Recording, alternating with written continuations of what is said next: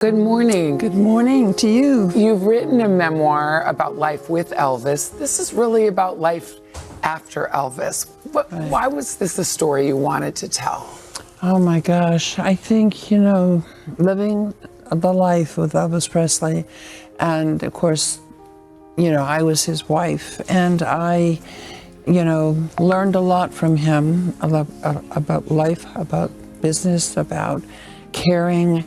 And he was very, very special in every way. At 80, Priscilla Presley finally reveals the real reason she never remarried after Elvis. Priscilla Presley hasn't walked down the aisle in over 50 years. And until now, everyone assumed it was because no man could ever replace Elvis. They were dead wrong. For decades, the world has clung to this beautiful, tragic narrative. The devoted ex-wife. The woman who loved so deeply, so completely, that she simply couldn't fathom giving her heart to another man. It's the kind of story that sells magazines and fills documentary hours. It's romantic. It's poetic.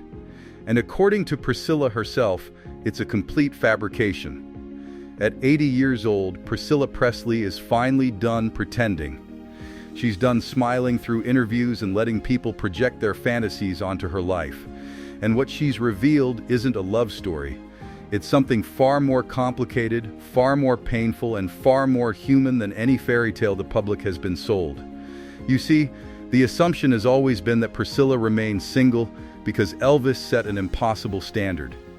That every man who came after him was simply measured against the king and found wanting. It's a flattering story for Elvis. It preserves his legacy as not just the greatest entertainer of his generation, but as the greatest love of Priscilla's life. But here's what nobody ever stopped to question. What if staying single had nothing to do with Elvis being irreplaceable? What if it had everything to do with what Elvis took from her that she could never get back?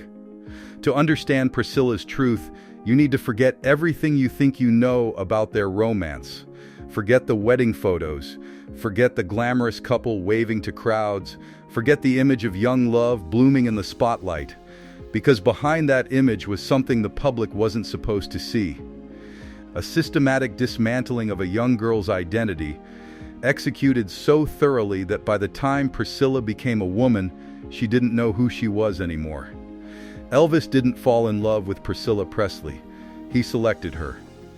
And there's a crucial difference between those two things. When they met, Priscilla was 14 years old. 14. She was a ninth grader living on a military base in Germany, and Elvis was already the most famous man in America. He was 24, worldly, powerful, and completely in control of the dynamic from the very first moment. This wasn't a meeting of equals. This wasn't even a meeting of adults. This was a grown man identifying a child he could shape into exactly what he wanted. And shape her he did. Over the years that followed, Elvis didn't just date Priscilla. He constructed her. He dictated how she wore her hair. He chose her makeup, her clothes, her entire aesthetic. The jet black hair that became her signature, that was Elvis's preference, not hers. The heavy eyeliner, the specific way she presented herself to the world, Elvis designed that look. He literally created her image from scratch, molding a teenage girl into his personal vision of the perfect woman. And Priscilla, young and overwhelmed and desperately in love, let him do it. She didn't just let him. She believed it was love. But here's where the story takes its darker turn. When you allow someone to build your entire identity, something terrifying happens when that person is gone. You don't just miss them. You don't just grieve them. You become hollow. Because the person you were only existed in relation to them. Without them, you're not heartbroken, you're erased. This is what Priscilla has carried for 50 years. Not the ache of missing a great love, but the existential crisis of not knowing who she is without him. Every relationship she attempted after Elvis wasn't sabotaged by his memory. It was sabotaged by her inability to show up as a complete person. How can you give yourself to someone when you don't possess a self to give? The men who came after Elvis didn't fail because they weren't enough. They failed because Priscilla wasn't whole. And that's not her fault. That's the result of being handed to a powerful man when you're still a child and being shaped into an accessory rather than a partner. At 80, Priscilla looks back with a clarity that took decades to achieve. She understands now what she couldn't articulate at 25 or 35 or even 50. The reason she never remarried isn't because Elvis was the love of her life. It's because Elvis made sure he was her entire life. And breaking free from that, truly breaking free, has been the work of a lifetime. But to understand why Priscilla has spent 5 decades sleeping alone, you need to understand what really happened inside Graceland's walls. And trust me, it's not what the documentaries show you. Graceland. The name conjures images of rock and roll royalty, gold records lining the walls, the famous jungle room, tourists from around the world making pilgrimages to stand where the king once stood. But for Priscilla Presley, Graceland wasn't a palace. It was a gilded cage, and the bars were invisible to everyone except the woman trapped inside. When Priscilla moved into Graceland as a teenager, she entered a world completely controlled by Elvis. Every aspect of her existence fell under his authority. She couldn't leave the property without permission. She couldn't maintain friendships he didn't approve of. Her entire social world shrank down to Elvis, his entourage, and the staff who ran the estate. For a young woman still developing her sense of self, this isolation was catastrophic. But at the time, Priscilla didn't recognize it as isolation. She recognized it as love. Elvis had rules, strict rules, and Priscilla followed every single one of them because she believed that's what devoted partners did. She woke when he wanted her to wake, which often meant sleeping through the day and living through the night to match his schedule. She dressed how he wanted her to dress. She styled herself according to his exact specifications: the heavy makeup, the towering hair, the specific outfits that made her look less like a young woman and more like a porcelain doll designed for display. Priscilla became Elvis's living artwork, his creation, his possession, and the control extended far beyond appearance. Elvis monitored her behavior obsessively. He decided which conversations were appropriate. He determined which interests she could pursue. When Priscilla expressed a desire to take classes or develop skills outside the home, Elvis discouraged it. He wanted her available. He wanted her waiting. He wanted her ready whenever he needed her, which meant she couldn't build a life that existed independently of him. Her world became his world, and his world was all-consuming. But perhaps the cruelest aspect of this control was how Elvis justified it. He framed his possessiveness as protection. He positioned his dominance as devotion. He made Priscilla believe that his obsessive oversight meant he cherished her more than anything, and she bought it completely. Why wouldn't she? She was a teenager when this began. She had no framework for recognizing manipulation. She only knew that the most famous man on the planet had chosen her, and she would do anything to keep his love. The psychological impact of this dynamic cannot be overstated. When your identity is constructed by someone else, you don't develop the internal architecture that makes you whole. You become dependent on that person not just emotionally but existentially. Priscilla has admitted in recent years that when she finally left Elvis, she felt completely lost. Not heartbroken in the traditional sense, lost. She didn't know her own preferences. She didn't know her own opinions. She didn't know who Priscilla was when she wasn't being Elvis's Priscilla. This is the wound that never fully healed. This is the damage that made every subsequent relationship feel impossible. How do you build intimacy with a new partner when you don't have a stable self to offer them? How do you trust someone with your heart when you're not even sure what your heart wants? Priscilla spent years after her divorce simply trying to discover her own identity. The woman the world saw as Elvis's glamorous ex-wife was actually a person desperately searching for herself underneath decades of conditioning. And through all of this, there was another layer of pain that Priscilla carried silently: the other women. Elvis never hid his infidelities particularly well. The affairs were constant, the betrayals were endless, and Priscilla knew about virtually all of them. She watched the man who controlled her every move give himself freely to others while demanding absolute loyalty from her. The hypocrisy was staggering, the emotional toll was immense, but what Priscilla did about those affairs, how she responded to years of public humiliation while trapped in a gilded prison, that's where the real secret of her story begins to emerge. After Elvis, Priscilla didn't retreat into solitude. She tried to move on. She genuinely attempted to build new relationships, to find love again, to create a life that wasn't defined by a dead legend, but every single time, something went wrong. And the pattern was always devastatingly similar. Every man who got close to Priscilla eventually felt like they were competing with a ghost, and the ghost always won. It started with Mike Stone. the karate instructor who became Priscilla's escape route from her marriage. Their affair was the catalyst that finally gave her the courage to leave Elvis. For a brief moment, Mike represented freedom. He represented choice. He represented the first decision Priscilla had made entirely for herself since she was 14 years old. But even that relationship couldn't survive the gravitational pull of Elvis's memory. Once the divorce was final, once Elvis died just 5 years later, Mike Stone became a footnote, a transitional figure, the man who helped her leave but couldn't help her stay gone. Then came Michael Edwards, a handsome actor who seemed like he could be the real thing. Their relationship lasted years. It appeared serious. But Michael would later write about the experience, describing the impossible dynamic of dating Priscilla Presley. Elvis was everywhere, in the house, in the conversations, in the expectations, in the way Priscilla carried herself and the identity she couldn't shake. Michael wasn't dating a woman, he was dating a shrine, and eventually even he couldn't pretend otherwise. But the most revealing relationship came next. Marco Garibaldi entered Priscilla's life and stayed for 22 years. 22 years. They had a son together, Navarone. They built a life together. By every reasonable measure, they were a committed couple in everything but legal status. And that's precisely the point. Despite over 2 decades together, despite raising a child as partners, Priscilla never married Marco. She refused. Think about that for a moment. A 22-year relationship, a shared child, a life intertwined in every meaningful way. And still, Priscilla couldn't bring herself to walk down an aisle again. When pressed about it over the years, she offered various explanations. She valued her independence. She didn't need a piece of paper. Marriage wasn't necessary for commitment. But beneath those surface answers lay something much deeper and much more painful. For Priscilla, marriage wasn't just a legal arrangement. Marriage was ownership.